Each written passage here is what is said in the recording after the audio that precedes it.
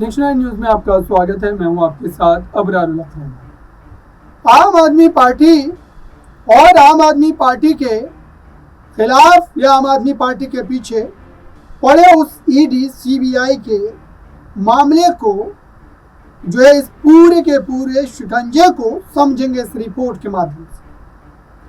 आम आदमी पार्टी लगातार कह रही है कि उनको फंसाया जा रहा है, उनके खिलाफ तमाम तरीके के हथकंडों का इस्तेमाल किया जा रहा है और उनको राजनीतिक तौर पर कमजोर करने का प्रयास भी किया जा रहा है। लेकिन सवाल यह है कि आखिरकार भारतीय जनता पार्टी जो हर तरीके के दाव को अपना करके इस चुनाव को जीतने की कोशिश कर रही है, क्या उनको इसमें कामयाबी उसमें सफलता मिल पाएगी? सबसे पहले तो आपको माजरा ये समझना पड़ेगा कि आखिरकार लंबे समय से ये जो तमाम की तमाम बातें चल रही है, जो स्थिति आपको देखने को मिल रही है, इसके पीछे का कारण क्या है, इसके पीछे का मकसद क्या है?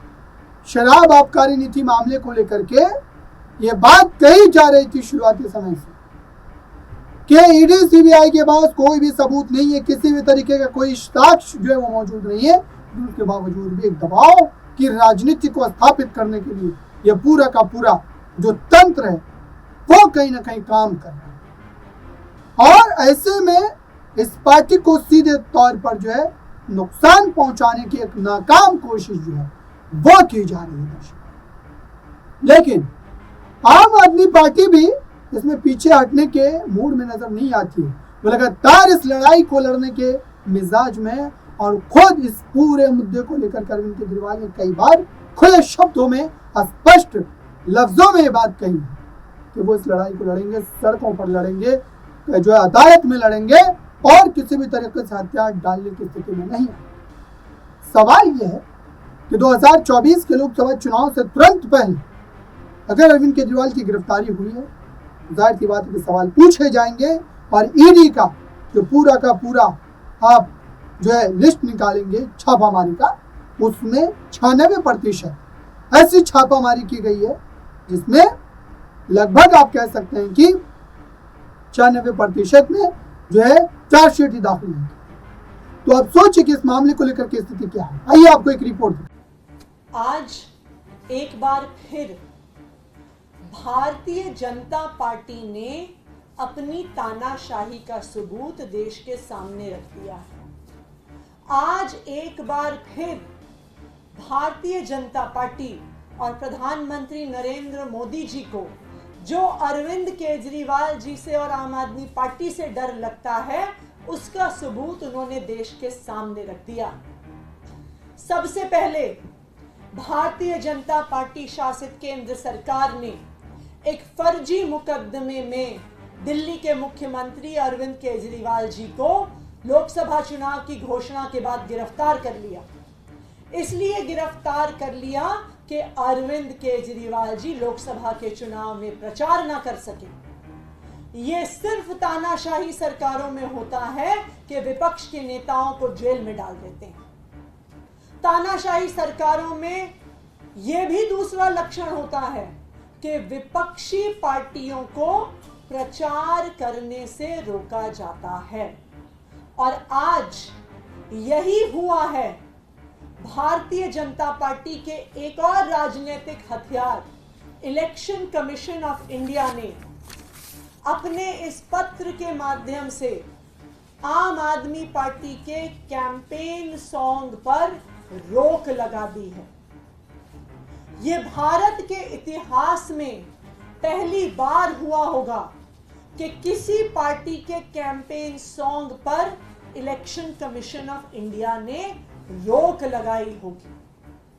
वो इलेक्शन कमीशन ऑफ इंडिया जिसको भारतीय जनता पार्टी की जो रोज आचार संहिता की धज्जियां उड़ाई जाती हैं उनके द्वारा वो नहीं दिखती हैं, लेकिन आम आदमी पार्टी के नेता तो आपने देखा दर्शकों, आखिरकार यह मुद्दा एक बार फिर से राजनीति का केंद्र बन गया है और अब आम आदमी पार्टी भी इसको लेकर के सीधे तौर पर जो है खुले तौर पर आप कह सकते हैं कि इस लड़ाई को लड़ने के लिए अब तैयार हो चुकी है। दिल्ली की 3 सीटों पर आम आदमी पार्टी लोकसभा का चुनाव लड़ रही है और उनके दावे हैं, उनके पूरी तरीके से अब पुख्ता यकीन है उनको कि इन तीनों सीटों पर उनकी जीत सुनिश्चित होगी, किसी भी तरीके से वो हारने वाले नहीं। आम आदमी पार्टी अपने काम को गिनवाती है, जो है महिलाओं के लिए सम्मान की बात हो, मुफ्त जो है बस यात्रा की बात हो, बिजली की बात हो, पानी की बात हो, शिक्षा व्यवस्था की बात हो, तीर्थ यात्रा की बात हो, इस तरीके की बातों को लेकर वो लगातार जो है इस पूरे मामले पर कहीं ना कहीं अपनी पीठ थपथपाती हुई नजर आती है। लेकिन वहीं दूसरी तरफ भाजपा के आरोप और साथ ही ईडी सीबीआई का शिकंजा उनको लगातार कमजोर करता चला गया है। ईडी सीबीआई के शिकंजे के बाद ही भारतीय जनता पार्टी ये बात लगातार कह रही है कि आम आदमी पार्टी ने ईमानदारी का चोला पहनकर कहीं ना कहीं समाज को धोखा देने का काम किया और इस वजह से ही लगातार दिल्ली की जनता त्रस्त है। लेकिन अब दिल्ली की जनता ये तय करेगी कि आखिरकार वो त्रस्त है या आम आदमी पार्टी के शासन में वो मस्त है। इस पूरे मामले पर एक रिपोर्ट आउट शुरू करें।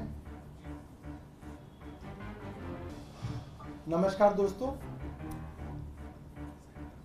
देश की सबसे बड़ी अदालत के अंदर कल माननीय अरविंद केजरीवाल जी ने जो अपनी गिरफ्तारी को चुनौती दी है, उस पे कल सुनवाई होगी। उस मामले में कल अरविंद केजरीवाल जी ने अपना पक्ष अपने हलफनामे के जरिए माननीय उच्चतम न्यायालय के सामने रखा। उसकी कुछ मुख्य बातों के बारे में मैं आपको बताना चाहता हूं। अरविंद केजरीवाल जी ने कहा कि ये बात सिर्फ इत्तेफाक नहीं हो सकती कि जब देश के अंदर देश के सबसे बड़े चुनाव हैं, संसद के चुनाव हैं, प्रधानमंत्री को चुनने का चुनाव हो रहा है, चुनाव आयोग द्वारा आचार संहिता की घोषणा की जा चुकी है, उसके 5 दिन के अंतराल में देश की मुख्य राष्ट्रीय विपक्षी दल के राष्ट्रीय अध्यक्ष अरविंद केजरीवाल जी को एक झूठे मुकदमे में गिरफ्तार किया। ईडी और सीबीआई इस मामले में करीबन 2 साल से जांच कर रही है। 2 साल बहुत होते हैं।